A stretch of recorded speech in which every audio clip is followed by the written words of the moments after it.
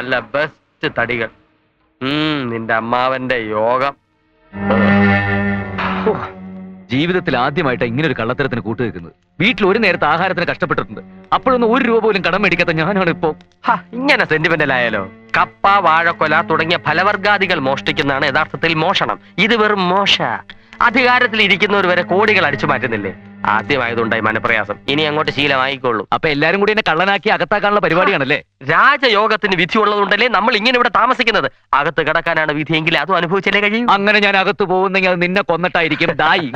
അങ്ങനെയാണെ നിന്റെ കശ്മലൻ അമ്മ അവനെ കൊന്നേച്ചു വാ. ഇതൊക്കെ ആരെങ്കിലും കാണുമെന്ന് മനുഷ്യനോട് ഭ്രാന്ത് പിടിച്ചിരിക്കുമ്പോഴാണ് അവന്റെ ഈ പാതിരക്ക് ഏത് തെണ്ടിയാ ഉറക്കളച്ചിതൊക്കെ കാണാനിരിക്കുന്നത്?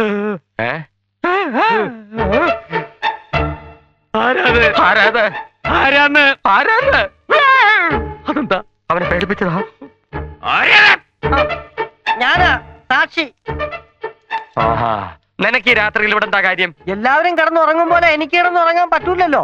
ഇതുപോലെ എന്തെങ്കിലും കണ്ടെങ്കിലല്ലേ സാക്ഷിക്ക് പണിയുണ്ടാവൂ. നീ എന്ത് കണ്ടെന്നാ? ലോറി, തടി, പോലീസ്, ജയില്. എനിക്കൊരു പണിയായി. എന്നാ വരട്ടെ സാറന്മാരെ. ദേവൻ രക്ഷപ്പെട്ടു. വിടരുത്, പിടിച്ചോ.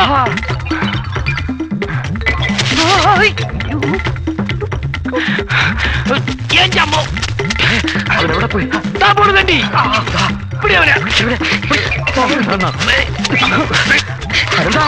വിടല്ലേ? എന്റെ പുറകെ ഓടാ നിങ്ങൾക്കൊക്കെ നാണമില്ലേ? അവരെ വിട്ടാ പറ്റില്ല, പിടിച്ചോ. എന്നെ അങ്ങനെ കിട്ടത്തില്ല. എനിക്ക് കുഞ്ഞുനാളിലേ ഉള്ളൊരു ആശയായിരുന്നു കൊട്ടാരത്തിൽ ജീവിക്കണമെന്ന്. ആരും കള്ളന്മാരായി ജനിക്കുന്നില്ല. സാഹചര്യമാണ് അവരെ അങ്ങനെ ആക്കുന്നത്. ഉദാഹരണത്തിന് നിങ്ങളുടെ കാര്യം തന്നെ എടുക്കാം. നിങ്ങൾ തടി മോഷ്ടിച്ചു, വിറ്റു. നിങ്ങളുടെ ഭാഗ്യം കൊണ്ട് അതെന്റെ കണ്ണിൽ തന്നെ പെട്ടു. ഓട്ടെ, കള്ളന്മാരാണേലും നിങ്ങളെ എനിക്കിഷ്ടമാ. ഐറ്റംസ് ഒക്കെ എങ്ങനെയുണ്ട്? നന്നായിട്ടുണ്ട്. നല്ല പാചകമാണല്ലോ. ഉർമീസിന് മുമ്പ് കുശിനിപ്പണിയായിരുന്നോ? ഇപ്പൊ കുശിനിപ്പണിയാണ്. മാപ്പിളവർക്ക് വേറെ ചില പണികളൊക്കെ അറിയാം. അത് പോകെ പോകെ സാറിന് മനസ്സിലായിക്കോളും. തിരുമനസ് ഞണ്ണുക. ഇവിടെ ഈ വെജിറ്റേറിയൻ ഫുഡ് മാത്രമേ കിട്ടുകയുള്ളൂ. Chicken 65, tandoori 25, mutton 85. ഇതൊക്കെ കഴിച്ചാണ് ഞാൻ എന്റെ ബോഡി മെയിൻറ്റെയിൻ ചെയ്യുന്നത്. അത് കണ്ടപ്പോഴേ മനസ്സിലായി. ഇത് കൊട്ടാരമാണ്. പച്ചക്കറികളെ പാടുള്ളൂ. കടിച്ചു പറിക്കുന്നൊന്നും പാടില്ല. എന്റെ ആരോഗ്യം തകരാറിലാവുമല്ലോ. ഓക്കെ, മാനേജ് ചെയ്തോളാം. ഞാനിവിടെ നിങ്ങളുടെ കൂടെ കൂടിയിരിക്കുകയാണെന്ന് ആ മഹാദേവ വർമ്മയോ അയാളുടെ വക്കീലോ അറിഞ്ഞാൽ പിന്നെ എന്നെ സ്വാധീനിക്കാൻ ശ്രമിക്കും. ഇവിടെ എന്തൊക്കെ നടക്കുന്നു എന്ന് അപ്പൊ ചോർത്തി കൊടുക്കാൻ പറയും. എന്റെ കർത്താവേ, പേടിക്കണ്ട, ഞാനൊരു അക്ഷരം പറയത്തില്ല.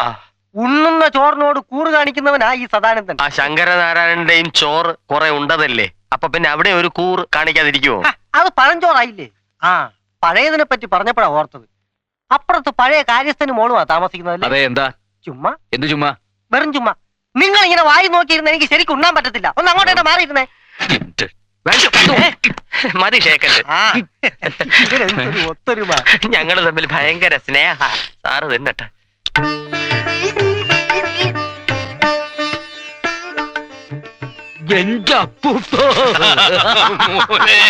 നീ വന്നോടാ എന്റെ മോനെ. നീ എപ്പോഴും ഇവിടെ ഇല്ലാത്തത് കൊണ്ട് അപ്പൂപ്പന് ഒരു രസവുമില്ല. അതുകൊണ്ടല്ലേ അടിക്കടിക്ക് ഞാൻ ഇങ്ങോട്ട് ഓടി വരുന്നത്. എങ്ങനെയുണ്ട് കൊട്ടാരത്തിലെ ജീവിതം? ഒന്നും പറയണ്ട അപ്പൂപ്പ. കൊട്ടാരത്തിലെ ജീവിതം എന്നൊക്കെ പറഞ്ഞ വളരെ ബുദ്ധിമുട്ടാ. ഞാൻ നിന്റെ കൂടെ കൊട്ടാരത്തിൽ വന്നാൽ എന്താ എന്ന് ആലോചിക്കുക.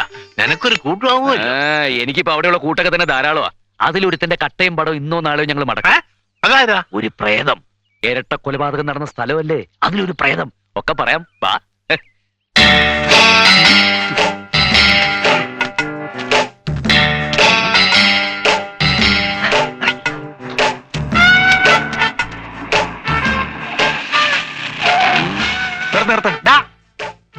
ആരടാ ഒന്ന് മനസ്സമായിട്ട് മൂത്തൊഴിക്കാൻ സമ്മതിക്കില്ലോ? ഇവിടെ വേണം. നിന്നെ ഞാൻ സമാധാനമായിട്ട് ഇരുത്താം. അയ്യോ, തമ്പുരാനായിരുന്നോ?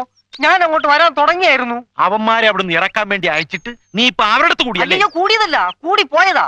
യക്ഷികളി ചീറ്റി എന്ന് കരുതി സാക്ഷി സദാനന്ദൻ തോറ്റു പിന്മാറുന്ന പ്രശ്നമേ ഇല്ല.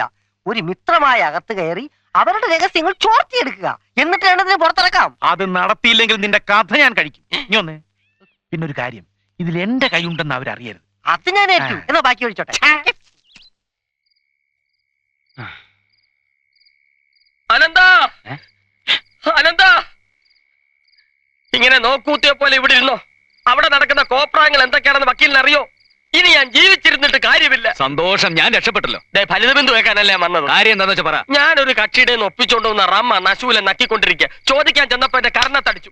പോരാത്തതിന് ഒരു ഓംലേറ്റ് ഉണ്ടാക്കി കൊടുക്കാൻ.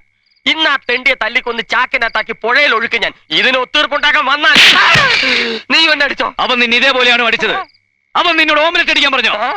ഇന്ന് അവനെ പീസ് പീസ് ആക്കിയിട്ട് തന്നെ കാര്യം തുടങ്ങാം. എന്നാ തുടങ്ങാം. പോ. അയ്യോ, കൈ കൈ.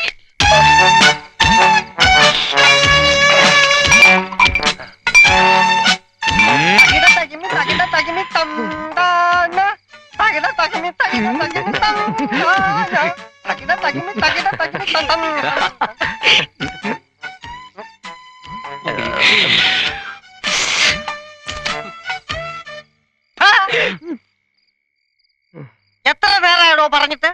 2 തടിയന്മാരിവിടെ ഉണ്ടായിരുന്നിട്ട് എനിക്കൊരു ഓംപ്ലേറ്റ് ഉണ്ടാക്കി തരാൻ പറ്റില്ലെന്ന് വെച്ചാ ചെറ്റകളെ. തുടങ്ങിക്കോ. വാടാ, വാ. ലോറി, തടി, പോലീസ്, കോടതി, ജയില്. തുടങ്ങിക്കോ. എന്ത്? ഓംലെറ്റ് ഉണ്ടാക്കാൻ തുടങ്ങിക്കോളാൻ. ഉർമീസേ, മച്ചോ ഉള്ളി അരിയാം. എന്റെ കർത്താവേ. വാടാ, തകിട തകിമി.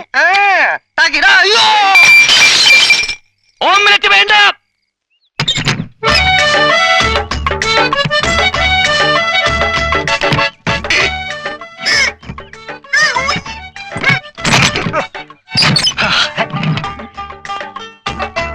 Good morning. ആരാ? ഞാൻ സദാനന്ദൻ, കൊട്ടാരത്തിലെ റസീവറുടെ പിയയാ. ഇത് കുറച്ച് പായസം. ഇന്നെന്റെ പിറന്നാളാ. അയ്യോ, വേണ്ടിയിരുന്നില്ല. അവിടെ ഇതൊക്കെ വെക്കാൻ ആരാ ഉള്ളത്? ഞാനൊരു കുക്കിനെ നിർത്തിയിട്ടുണ്ട്, ഉർമീസ്. പേര് ഉർമീസ് എന്നാണെങ്കിലും പ്രവൃത്തിയൊക്കെ കൊട്ടാരച്ചിട്ടയിൽ തന്നെ. എന്താ പേര്? രോഹിണി. നക്ഷത്രവും അത് തന്നെയാവും അല്ലേ? അല്ല, മകം. മകം പിറന്ന മങ്ക, പൂരം പിറന്ന പുരുഷൻ. എന്തൊരു യോജിപ്പ്. ഇന്ന് ജന്മനാളെന്നല്ലേ പറഞ്ഞത്? അതെ. അതിനൊന്ന് പൂരമല്ലല്ലോ, ആയില്ലയല്ലേ? അതെ, ആയില്യാണ്. എന്നാ പൂരവുമാണ്. ഇപ്പൊ ഈ നാളുകൾക്കൊന്നും ഒരു സ്ഥിരതയും ഇല്ലാണ്ടായി. രാഷ്ട്രീയക്കാരെ പോലെ എപ്പോ വേണമെങ്കിലും കാര്യം പറയാൻ പിടിച്ചാട്ടെ. പാത്രം ഇപ്പൊ തരാം. വേണമെന്നില്ല. അബദ്ധമായല്ലോ. ഇവളീ നാളെ കയറി പിടിക്കുന്ന ആരുണ്ട്? വേറെ നമ്പർ ഇടാം. ഇങ്ങനെ പോയാലേ അവൻ റിസീവറും വക്കീല് ഗുമസ്തനുമാകും. ഇന്ന് അവൻ പായസം ഉണ്ടാക്കി അവക്ക് കൊടുത്തു. നാളെ അവൻ പോയസൺ ഉണ്ടാക്കി നമുക്ക് തരും. നനഞ്ഞടം നോക്കി കുഴിക്കുക അവൻ കൊഴുത്തുരുമ്പ്. പെട്ടുപോയില്ലേ, ഇനി സഹിച്ചല്ലേ പറ്റൂ. എത്ര നാൾ സഹിക്കും? അവന്റെ ഒരു അധികാരവും പരിധി വിട്ടുള്ള പെരുമാറ്റവും ഒന്നും എനിക്ക് കൊണ്ട് സൂഹിക്കുന്നില്ല. ഒരലവലാതിയുടെ മുമ്പിൽ നമ്മൾ എത്ര നാൾ ഇങ്ങനെ ശ്വാസം അടക്കി പിടിച്ച് ഓച്ചാനിച്ച് നിൽക്കും?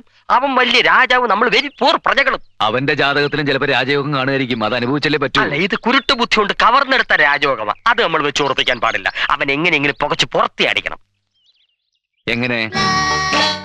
എന്റെ പ്രിയപ്പെട്ട രോഹിണി നക്ഷത്രമേ,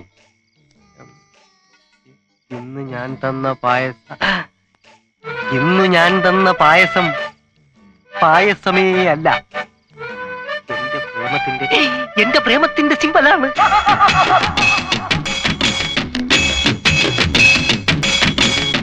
എന്റെ സതുവേട്ടാ എന്ന രോഹിണിയുടെ കുയിൽനാദം എന്റെ കർണപുടങ്ങളിൽ ഡും ഡും ഡും എന്ന് അലയടിക്കുകയാണ്. പക്ഷേ അതെല്ലാം തകർക്കാൻ വേഷം കെട്ടി നടക്കുന്ന 2 കശ്മലന്മാരുണ്ട് ഇവിടെ. ആ ഫൽഗുണന്മാർ ഇന്ന് എന്റെ കയ്യിലെ വെറും കളിപ്പാവകൾ മാത്രമാണ്. തീപ്പട്ടി ഉണ്ടോ? ഒന്ന് പോടോ. ഉണ്ടെങ്കിൽ കൊടുക്കണോ? അയ്യടാ.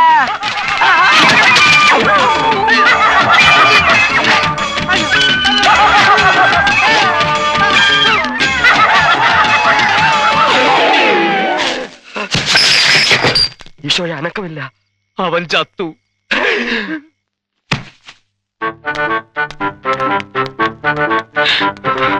സിസ്റ്റർ, ഇപ്പൊ എങ്ങനെയുണ്ട്? ഒന്നും പറയാറായിട്ടില്ല. സ്കാൻ റിപ്പോർട്ട് കിട്ടിയാലേ എന്തെങ്കിലും പറയാനൊക്കൂ. ഞാൻ പറഞ്ഞില്ലേ? നിങ്ങളല്ലേ ഇന്നലെ ഈ രോഗി ഇവിടെ അഡ്മിറ്റ് ചെയ്തത്? അതെ. എന്നിട്ട് നിങ്ങളല്ലേ മുങ്ങിക്കളഞ്ഞത്? അതെ. ഒരു രോഗിയെ കൊണ്ടുവന്ന് ഉത്തരവാദിത്തപ്പെട്ടവർ കൂടെ വേണമെന്ന് അറിയില്ലേ? എന്തെങ്കിലും സംഭവിച്ചാൽ എന്ത് ചെയ്യും? സന്തോഷിക്കും. സിസ്റ്റർ, കൂടുതൽ പറഞ്ഞ് ഞങ്ങളെ വേദനിപ്പിക്കരുത്. ഇവൻ ഈ അവസ്ഥയിൽ ഇവിടെ കിടക്കുന്ന കാണാൻ കഴിയാത്തോണ്ട് ഞങ്ങൾ തമ്മിൽ അങ്ങനെയാ കഴിഞ്ഞിരുന്നത്. ഇപ്പൊ എങ്ങനെയുണ്ട് സിസ്റ്റർ? തട്ടിപ്പോവോ? ബോധം കെട്ട് കിടക്കുക. ഒരു ഓർലിക്സ് തരുവോ? നിങ്ങൾക്ക് ഭാഗ്യമുണ്ട്, ബോധം വീണു. ഞങ്ങളുടെ ബോധം പോയി. ഇവന് പണ്ടേ തലയ്ക്ക് സുഖമില്ലാത്തവനാ. പ്രാന്ത് നിന്റെ തന്തയ്ക്ക. സിസ്റ്റർ, ഒരു മിനിറ്റ്. ഇപ്പൊ തന്നെ കണ്ടില്ലേ? അതുകൊണ്ട് എപ്പോഴൊക്കെ ബോധം വരുന്നു അപ്പോഴൊക്കെ മയക്കുമരുന്ന് കുത്തിവെച്ചേക്കണം. ഒരു കാരണവശാലും ഇവനെ ആശുപത്രി വിട്ട് പുറത്തു പോകാൻ അനുവദിക്കരുത്. ഭയങ്കര ശല്യക്കാരനാ. പ്രത്യേകിച്ച് വെള്ള സാരി ഉടുത്ത പെണ്ണുങ്ങളെ കാണുമ്പോ. ആണോ? ആ. എങ്കിൽ ഞാൻ ഏറ്റു. ആ ഏറ്റു.